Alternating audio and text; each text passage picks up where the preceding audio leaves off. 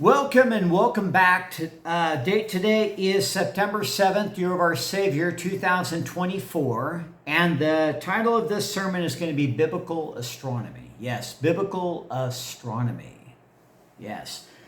Because there seems to be a lot of confusion with pastors that do not understand biblical astronomy, which is geocentrism. Yes, geocentrism. That the earth is the center of the universe. Absolutely. All right. So let us turn in our Bibles, if you don't mind, ladies and gentlemen, to 1 Corinthians 15, verse 40. 1 Corinthians 15, verse 40. There are also celestial bodies and bodies terrestrial. But the glory of the celestial is one, and the glory of the terrestrial is another. So what does that mean? It means that the glory of the celestial, that is in the heavens, in the firmament, is one. In the glory of the terrestrial, that means if you're on earth, ladies and gentlemen, that is a different glory. Different glory. So the glory of the celestial is one, the glory of the terrestrial is another. Verse 41 says there is one glory. How many of the sun? How many glories of the sun are there?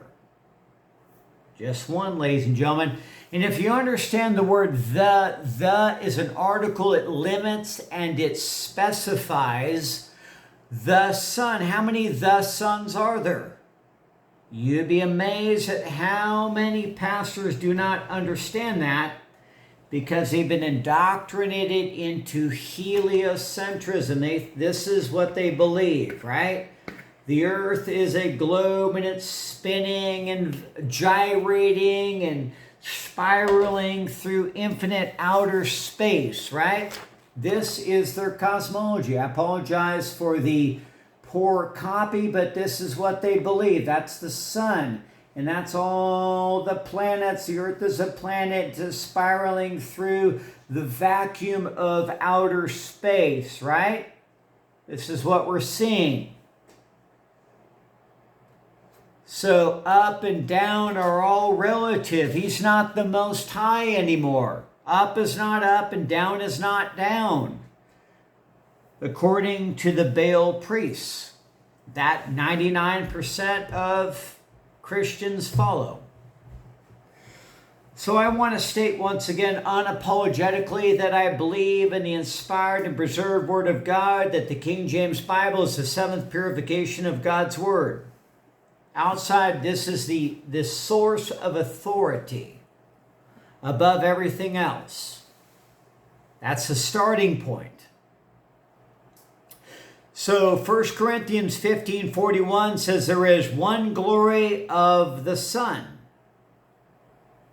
and another glory of the moon and another glory of the stars, for one star differeth from another in glory. Glory, ladies and gentlemen. You'd be amazed at these verses. 99% of Christian pastors do not understand the true significance behind this. Now, the sun. How many the suns are there? Not a trick question, ladies and gentlemen. How many the suns are there? Let's personalize it. You. Yes, you watching this and listening to this, how many the, and put your name in the blank. How many of the Chris's, that's me, and I'm not going to say my full name. I'm not really interested in doxing myself, but the Chris, me, how many are there? Just one. So the doesn't equal a, and there's billions of them. But you'd be amazed at how many pastors believe that garbage Baal priest theology. Now, what do I mean by that?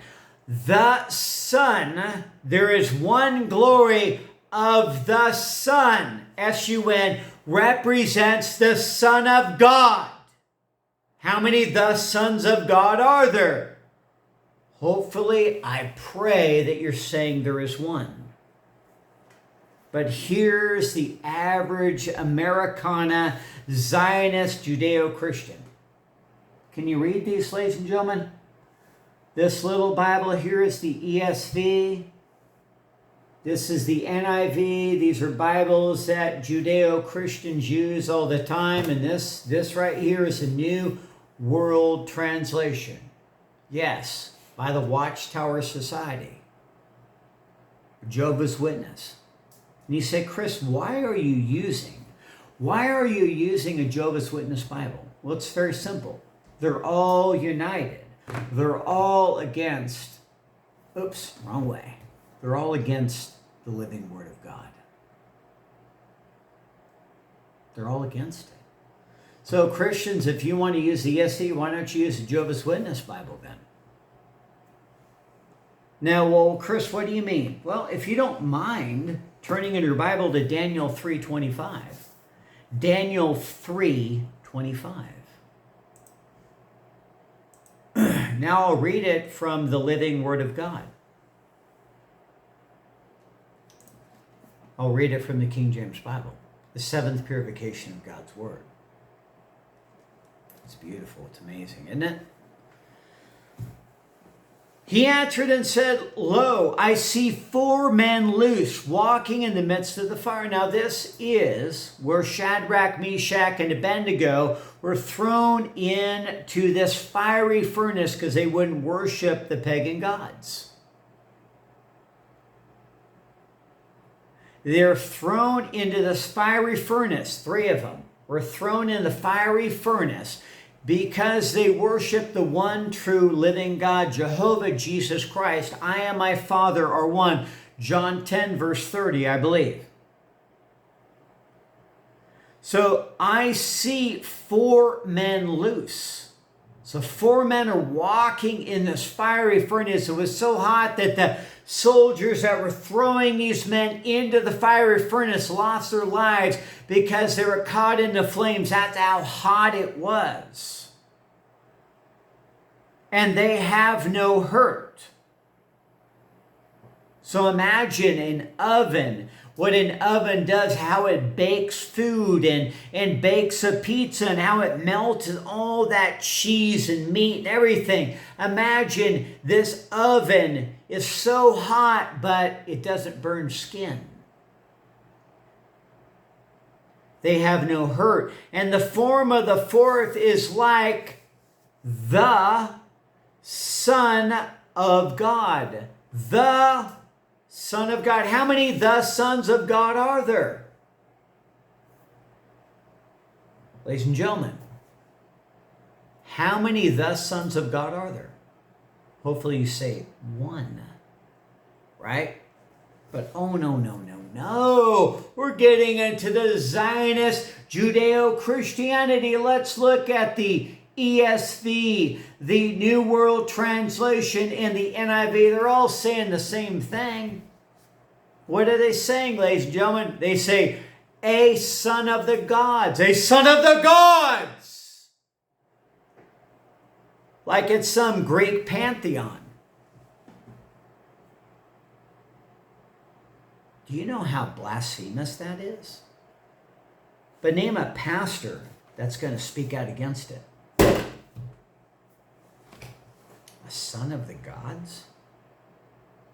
The Son of God is in the fiery furnace, saving Shadrach, Meshach, and Abednego. There's 4 in the fiery furnace. The 4th is the Son of God.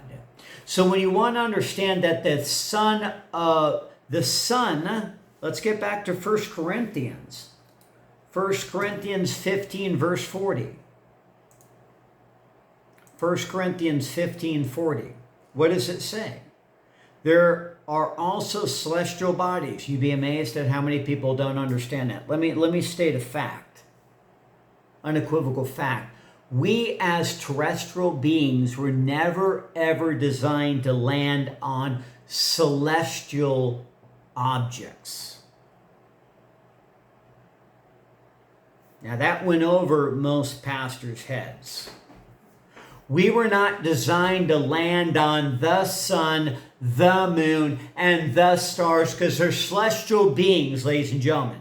According to the living Word of God, the sun is a masculine light. There's only one the sun, according to the living Word of God, which is an antitype, which represents the Son of God found in the fiery furnace, which is Jesus the Christ.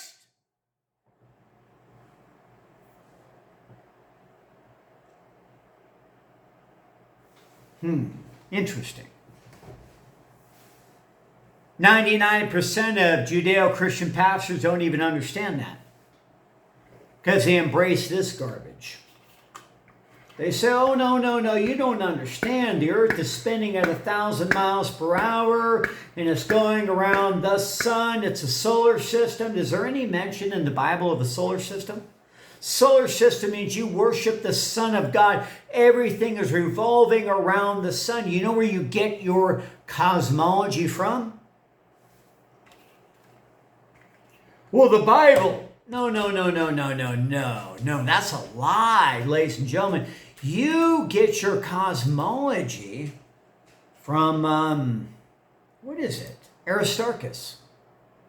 Aristarchus of Samos was an ancient Greek astronomer and mathematician who presented the first known heliocentric model that placed the sun at the center of the universe with the earth revolving around the sun once a year and rotating about its axis once a day.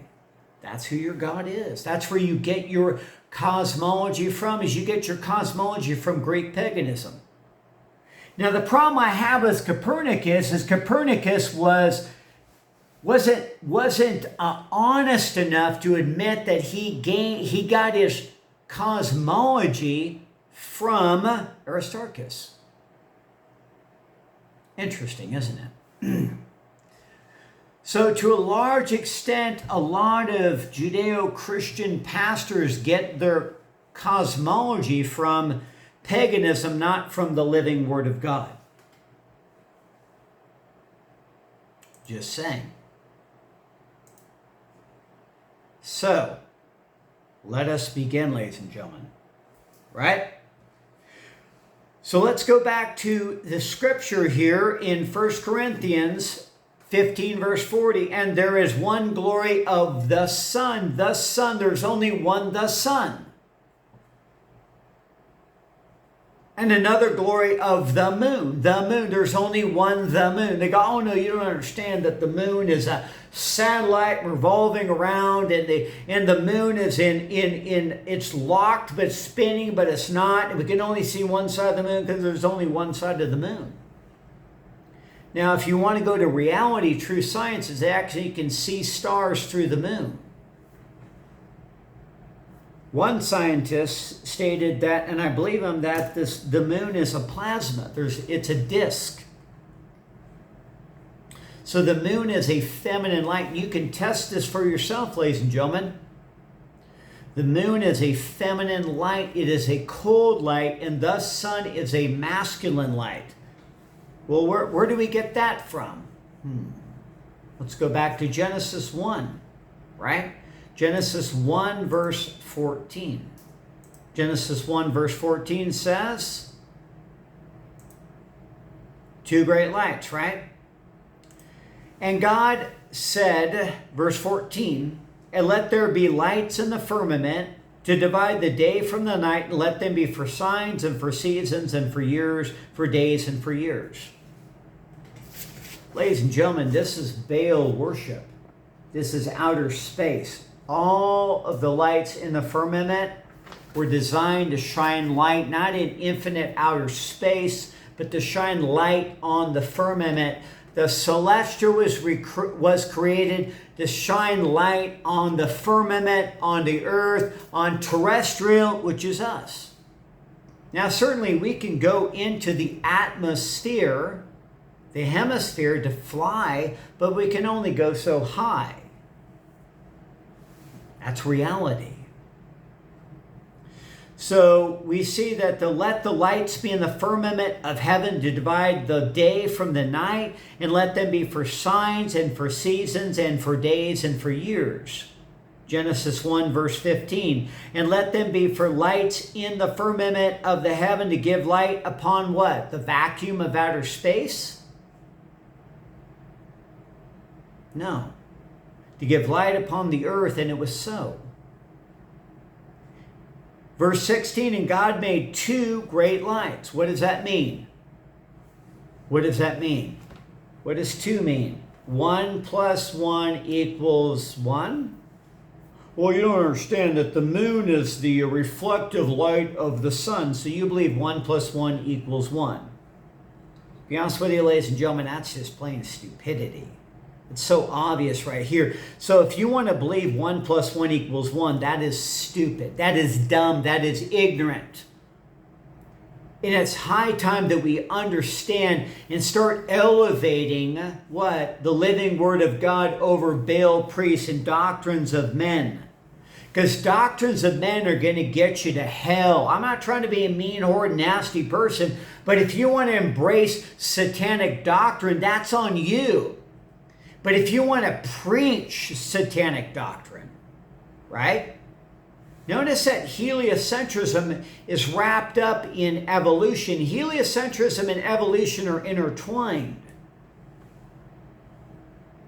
And understand that that is a cult religion. Sun worship is a cult religion. It's not a biblical religion, ladies and gentlemen. It doesn't come from the Creator. And understand it is a psychopathic, it is a murderous religion. Why would you want to associate yourself with a murderous religion? Look, these are psychopaths. They believe that they have to reduce the world's population because the earth is a planet. The earth is a planet. The earth is not a planet, ladies and gentlemen. If you say the earth is a planet, you don't understand the living Word of God. Planet means wandering star. The earth is not a wandering star. The earth is the earth.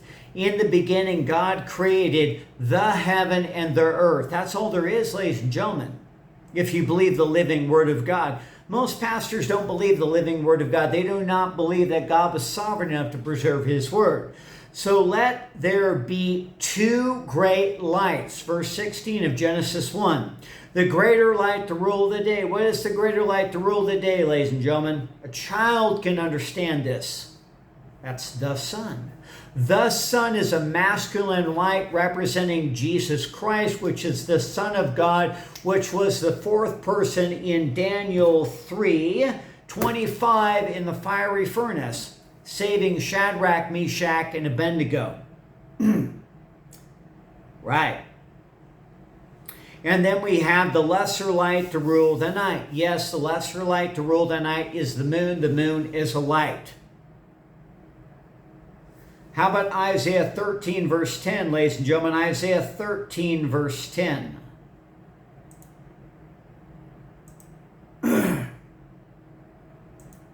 For the stars of heaven and the constellations thereof shall not give their light. That's the stars. The stars are constellations. The sun shall be darkened in his going forth. That means the sun is masculine, representing Jesus Christ. And the moon shall not cause her light to shine. The moon is a feminine light. In fact, it's a cold light. You can test that for yourself, but you go, no. I would never want to test God's word. I would rather believe the Baal priests. Whatever my pastor, whatever my man-made doctrine, denomination, church tells me, that's what I believe. I believe that over the living Word of God.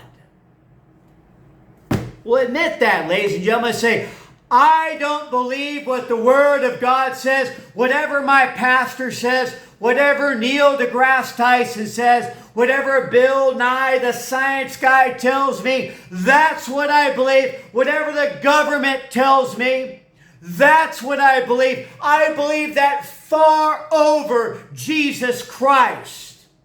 That would be honest.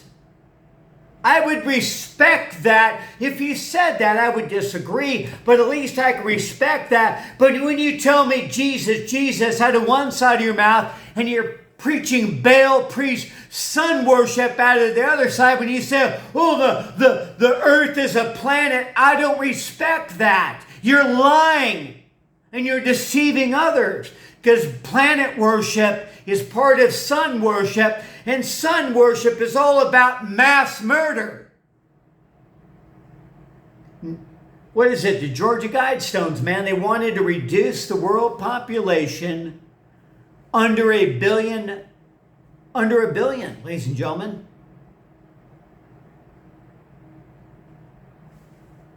Abortion is a part of sun worship. Abortion is a part of heliocentrism. Crickets. You don't hear pastors talking about that. Bill Gates in the juicy juice, right? If we do things right, we can reduce the world's population. That guy is a scumbag, murderer, and torturer.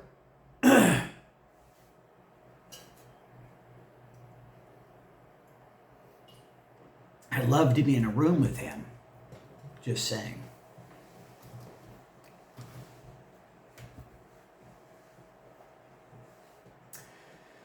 So, the sun shall be darkened in his going forth, and the moon shall not cause her light to shine. That's what it is, ladies and gentlemen.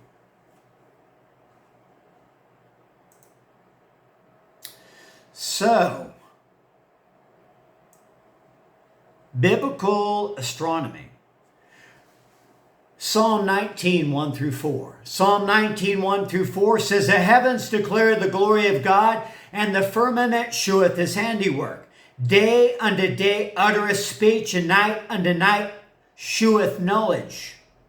Verse 4. Their line or horizon is gone out through all the earth, and their words to the end of the world. In them hath he set a tabernacle for the sun. Tabernacle for the sun. Gazing upon the multitude of stars that shine in the nocturnal heavens, one might despair of reading anything intelligible in their design.